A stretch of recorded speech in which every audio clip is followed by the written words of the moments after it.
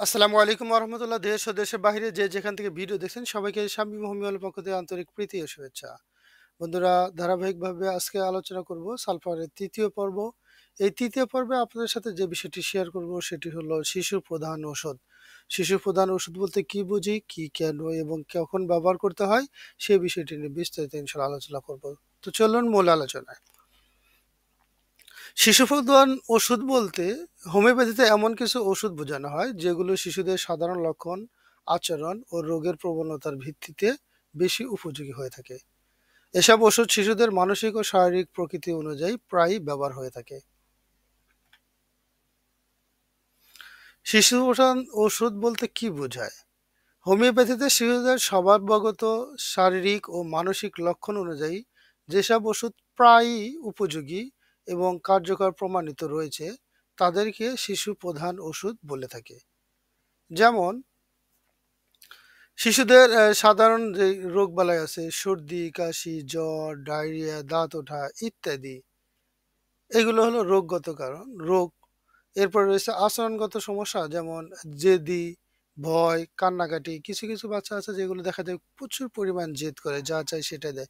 অনেক রুগী কিন্তু আমাদের কাছে এসে বলে, ডাক্তার ডাক্তার সাহেব, আমার এই বাচ্চাটার কোনো সমস্যা নেই, শুধু একটি সমস্যা, সেটা হলো ও যা বলে সেটাই শুনতে হয়। হ্যাঁ, যা বায়না করে সেটাই শুনতে হয়। এবং অনেক বাচ্চা খুব ভয় করে, এবং অনেক বাচ্চা আছে যেগুলো খুবই কান্নাকাটি করে। এমনি সাধারণ একটি বিষয়, তুচ্ছ তাচ্ছিল্য একটি বিষয় নিয়ে সে কিন্তু কান্নাকাটি করে। কোনো একটা বিষয় চাই, দিতে দেরি হলে কান্নাকাটি করে। মানে একটা কান্নার যে একটা স্বভাব, বিরক্তির একটি স্বভাব তার মধ্যে পাওয়া যায়।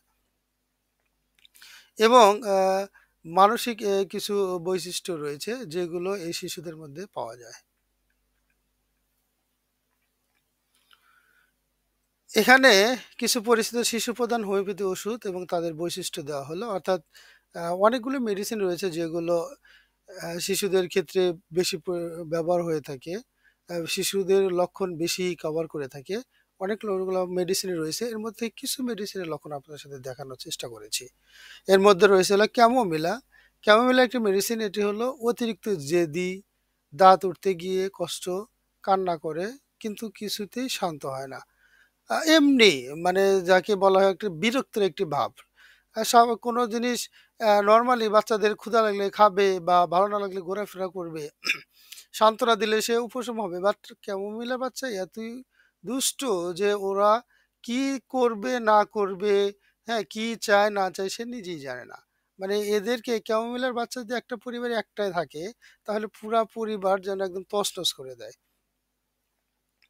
এরপরে ক্যালকেরিয়া কার্ভ রয়েছে। ক্যালকেরিয়া কার্ভ হলো এটি, দেখা যায় অনেক বাচ্চা বেশ একদম, মানে মোটা মোটা তাজা, ছোটবেলা থেকে একদম নাদুস নুদুস স্বাস্থ্য হয়ে থাকে। চেহারা অনেক সুন্দর হয়ে থাকে। এরা ঘেমে যায় এবং ঠান্ডায় দুর্বল হয়ে পড়ে। ঠান্ডায় এরা সহ্য করতে পারে না। এদের মাথার ঘামে বালিশ ভিজে যায়। এরা হাঁটা চলা কথাবার্তা এই সবগুলোই শিখতে দেরি লাগে, অনেক সময় লাগে এদের। এই স্বাভাবিক যে কার্যক্রিয়া আছে এগুলো অনেক সময় লাগে। যেমন দাঁত উঠতে সময় লাগে, হাঁটা চলা করতে সময় লাগে, কথা বলতে সময় লাগে।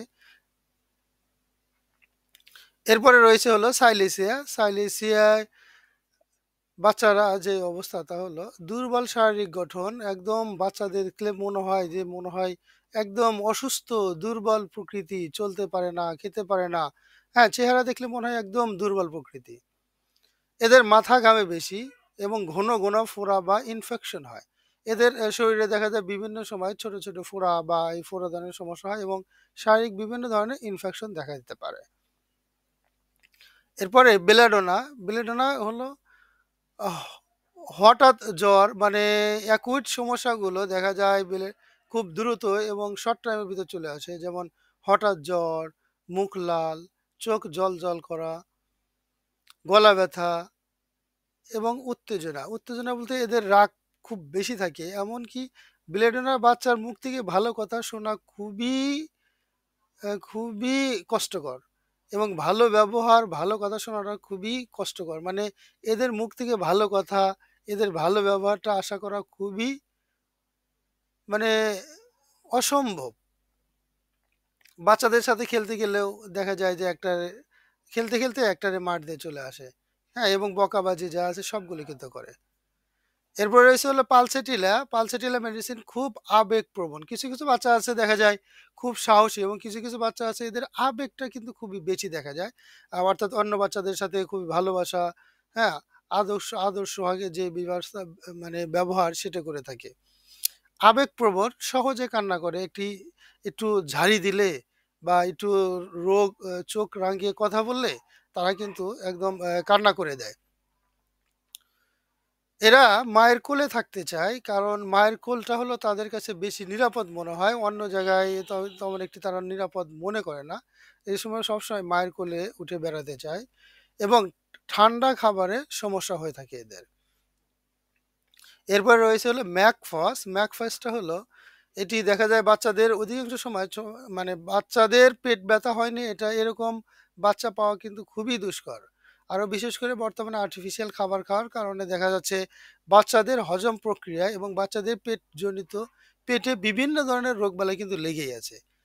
এখন ম্যাকফসটি পেট ব্যথা, গ্যাসের কারণে মোচড়ানো ব্যথা ইত্যাদিতে খুবই ভালো কাজ করে থাকে। এরপর আরেকটি মেডিসিন রয়েছে হলো এথুজা। এথুজা মেডিসিনটি দুধ হজমের সমস্যা, অর্থাৎ এরা দুধ খেয়ে হজম করতে পারে না।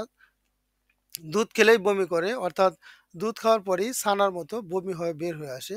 দুর্বল এবং অবসন্ন শিশু। এরপরে যে মেডিসিন সেটি হলো বোরাক্স। বোরাক্সটা হলো এরা দেখা যায় কিছু, কিছু বাচ্চা আছে এরা এমনি ভয় পায়। অল্প একটি বিষয়েই ভয় পায়। অল্প একটু শব্দ শুনলে বা কেউ একটু জোরে কথা বললে বা এ কোনো জিনিস পড়ে গেলে এরা কিন্তু একদম এরকম চমকে যায়, ভয় পেয়ে যায়।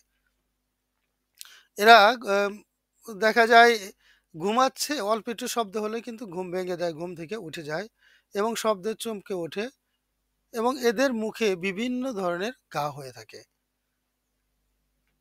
এইগুলো লক্ষণ যদি আপনারা পান তাহলে শিশুদের ক্ষেত্রে ব্যবহার করতে পারেন।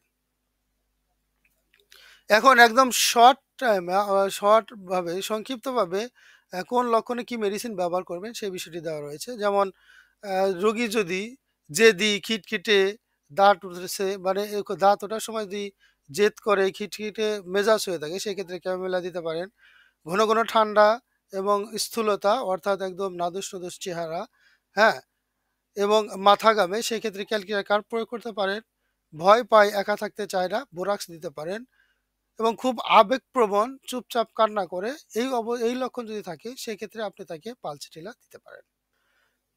বন্ধুরা এ পর্বে এখনই শেষ করছি। পরবর্তীতে অন্য কোনো ভিডিও নিয়ে আপনার সামনে উপস্থিত হব। সে পর্যন্ত সবাই ভালো থাকবেন, সুস্থ থাকবেন। আল্লাহ হাফিজ।